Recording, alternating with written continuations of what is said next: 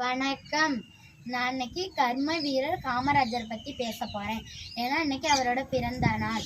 நம் தேச தலைவர் காமராஜர் கர்ம வீரர், பாரத ரத்னா, படிக்காத மேதை, கிங் மேக்கர், ஏழை பங்காளன் என்று எல்லோராலும் புகழப்படுகின்ற நம் தலைவர் காமராஜர் பல்வேறு தொண்டுகளாற்றி நம் மக்களின் மனதில் நீங்காத இடம் பெற்றவர். இவர் ராமநாதபுரம் மாவட்டம் விருதுநகரில் 1903 ஜூலை மாதம் 15 பிறந்தார். காமராஜரின் தந்தை பெயர் குமாரசாமி நாடார், தாயார் சிவகாமி அம்மாள் ஆவார். இளம் பருவத்தில் முறையாக கல்வி கற்க முடியாமல் போனதால் எல்லா குழந்தைகளும் கல்வி கற்க வேண்டும் என்று எண்ணினார்.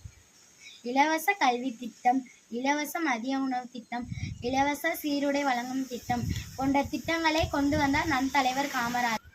காமராஜர் நம் நாட்டின் முதலமைச்சராக 1950 1963 வரை பணியாற்றினார். அவர் இறக்கும் போது அவரிடம் 130 ரூபாயும், 2 ஜோடி செருப்பும், 4 சட்டையும், 4 வேஷ்டியும், சில புத்தகங்கள் மட்டுமே அவரது சொத்தாக இருந்தது. நம் தலைவர் காமராஜருக்கு 1976 பாரத ரத்னா விருது வழங்கப்பட்டது. பல்வேறு நலத்திட்டங்களை கொண்டு வந்த நம் தலைவர் காமராஜர் 1975 அக்டோபர் மாதம் 2 இயற்கை எய்தினார். ஏழைகளுக்காக உழைத்த காமராஜர் அன்றும் இன்றும் என்றென்றும் மக்களின் மனதில் நீங்காத இடம் பெற்றார். இன்றும் நம் மனதில் வாழ்ந்து கொண்டிருக்கிறார் ஒரு தேச தலைவராக.